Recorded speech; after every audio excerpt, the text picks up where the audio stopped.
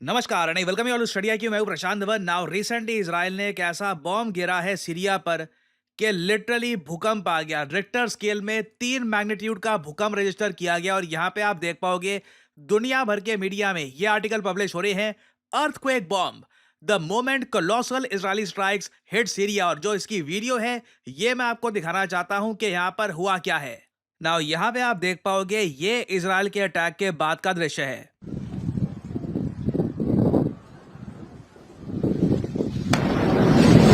एक humongous explosion हुआ है और यहाँ पे हुआ क्या कि इजराइल की एयरफोर्स के फाइटर जेट्स ये सीरिया में घुस गए। सीरिया का एक शहर है तार्तुस जो यहाँ पे आप मैप पे देख पाओगे। यहाँ पर गए और जो वेपन डिपो था, यहाँ पर जो वेपन स्टोर करके रखे हुए थे, सीधा वहां पर एयर स्ट्राइक करी। तो हुआ बेसिकली क्या है कि इजराइल ने यहाँ पर जो अटैक किया है उसका एक्सप्लोजन तो था ही, मगर सिंस इन्होंने जहां पे अटैक किया है वहीं पर बहुत सारे मिसाइल्स पड़े हुए थे, बहुत सारा असला बारूद था। तो आप इमेजिन कर सकते हैं जो ब्लास्ट है इसका मैग्नीट्यूड कई कई कई गुना बढ़ गया। और रिक्टर स्केल पर सीरिया में अगर कल को अर्थक्वेक आ जाता है तो उसको मेजर करने के लिए जो रिक्टर स्केल का सिस्टम इंस्टॉल कर रखा है सीरिया में, उसने डिटेक्ट कर लिया और उसको लगा कि क्या कुछ अर्थक्वेक आ रहा है, क्योंकि इतनी ज्यादा एनर्जी यहां पर पैदा हुई कि आसपास के रीजन में सबको फील हुआ। और इसकी बहुत सारी वीडियोस आज के समय सर्कुलेट की जा रही है सोशल मीडिया में। देखिए अभी तक हमको पता नहीं है कि कौन सा बॉम्ब यूज किया है इसराइल ने यहाँ पर या फिर कौन सा मिसाइल यूज किया है। कुछ लोग ये भी कह रहे हैं कि शायद जो US made MOAB mother of all bombs है ये इसराइल ने यहाँ पर गिरा दिया है। बट इधर वे यहाँ पे आप देख पाओगे, आपको इंटेंसिटी समझ में आएगी इस ब्लास्ट की क्या है और पूरी दुनिया इसकी क्यों बात कर रही है। Dash بابيك. الله يلعنك يا إسرائيل.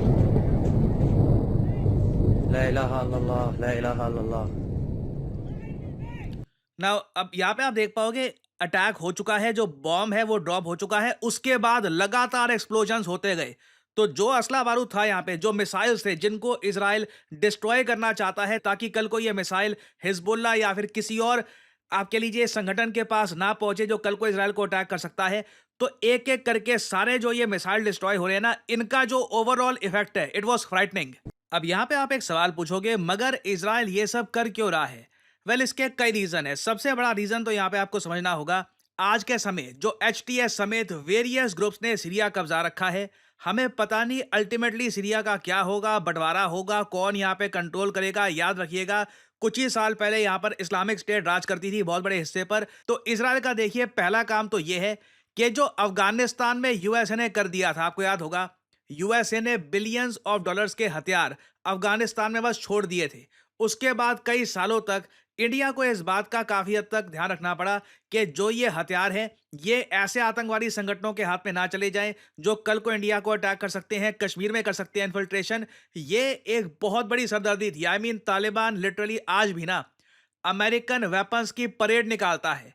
यहाँ पे आप देख पाओगे ये वो अमेरिकन वेपन्स हैं जो यूएसए छोड़ गया था अफगानिस्तान में और तालिबान के पास चले गए। ये सारे वेपन्स, ऑल ऑफ देम, ये हेलीकॉप्टर्स वगैरह, ये तालिबान के इंजीनियर्स ने नहीं बनाए। These are all American weapons. Now Israel ensure कर रहा है कि जो अफगानिस्तान में हुआ था ये सीरिया में ना हो जाए। अब यहाँ पे आपका सवाल आएगा, अफगानिस्तान में तो यूएस रहा था लंबे समय तक, सीरिया में क्या इशू है, सीरिया में कौन सी बड़ी पावर भाग रही है।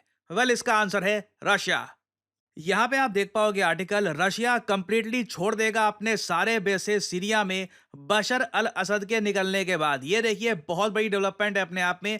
सीरिया में कई इलाकों में, प्राइमरली ये जो इलाका है तार्तस जहाँ पे अभी बॉम्बिंग हुई है और लताइका, यहाँ पे देखिए रशिया के मिलिट्री बेसेस हैं, अभी भी हैं।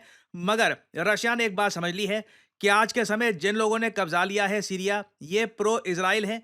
प्रो इसराइल भी आप कह लीजिए, प्रो यूएस है। ज़रा इसराइल लगता नहीं है कि इन लोगों पे भरोसा करता है। तो रशिया ने अपने मिलिट्री बेसेस समेटने स्टार्ट कर दिए हैं। रिसेंटली एक वीडियो भी सामने आई जहां पर एक जर्नलिस्ट रशियन मिलिट्री बेस के बहुत पास पहुंच गई। इन्होंने पूछने की कोशिश करी कि क्या हो रहा है, आप पैकिंग क्यों कर रहे हैं। इनको कोई जवाब प्रॉपर मिला नहीं। और इसलिए आपने ऐसे आर्टिकल बहुत सारे देखे होंगे जहां पर यह लिखा है कि रशिया कई हंड्रेड ऑफ सोल्जर्स ये बाहर निकाल रहा है डमास्कस से after rebel take over. Now Russia के सरकारी मीडिया से आप अगर पूछो तो ये लोग कह रहे हैं कि ये कॉन्टैक्ट में है रेबेल ग्रुप से, एचटीएस ग्रुप से, कि हम लोग क्या अभी भी सीरिया में रह सकते हैं मिलिट्री बेसिस के साथ।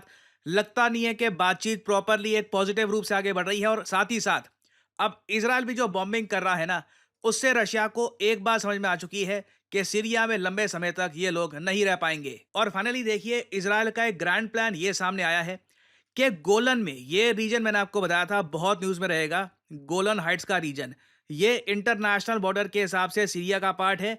इजराइल ने कब्जा रखा था।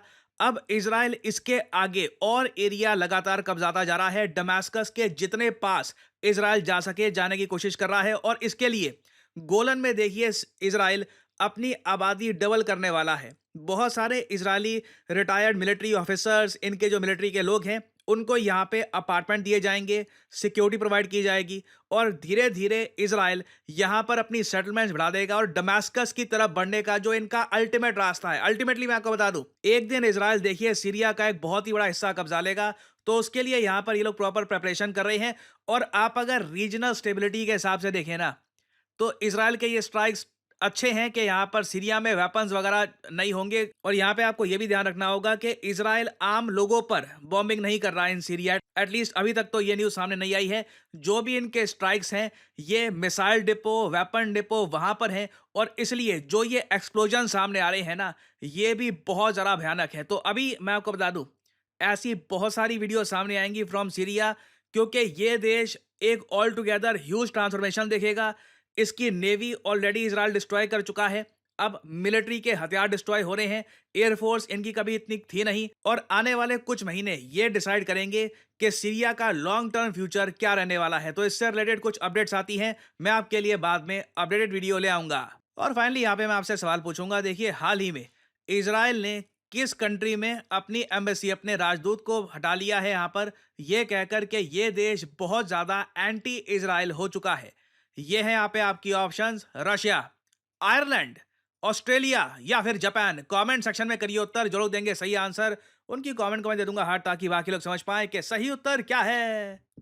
एंड फाइनली आप लोगों के लिए एक बहुत ही इंपॉर्टेंट मैसेज, देखिए लाइफ में कभी कभी आपको करियर में ना बस एक स्टार्ट चाहिए होती है। आप चाहते हैं बस पहली जॉब मेरी लग जाए और उसके बाद धीरे धीरे मैं तरक्की करूंगा, आई विल अर्न मोर।